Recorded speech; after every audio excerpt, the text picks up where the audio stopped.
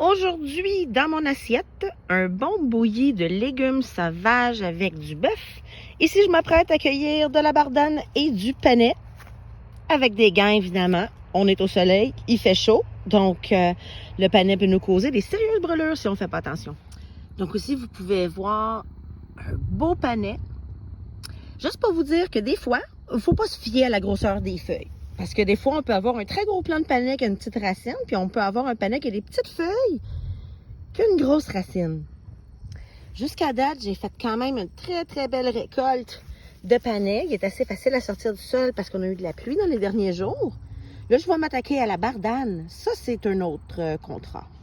Vous pouvez voir ici que ma récolte de bardane est plutôt pauvre.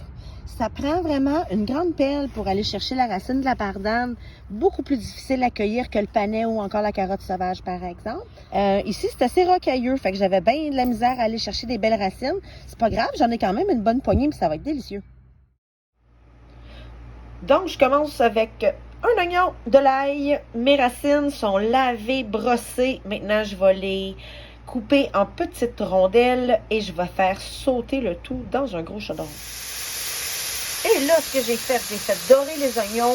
Et un coup que les oignons sont bien dorés dans l'huile et le beurre, j'ajoute l'ail, les racines de bardane, les racines de panais.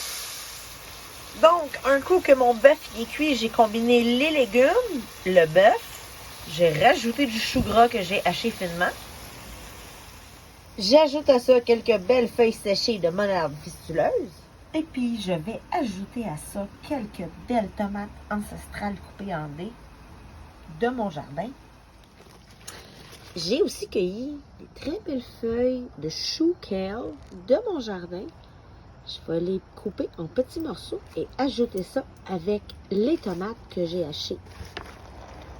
J'aime toujours ajouter quelques champignons dans mes mijotés. Fait que là, j'ai attrapé quelques pleurotes des peupliers que j'ai fait sécher l'an passé, qui ont été identifiés pour sûr par mon amie et mycologue Guylaine Duval.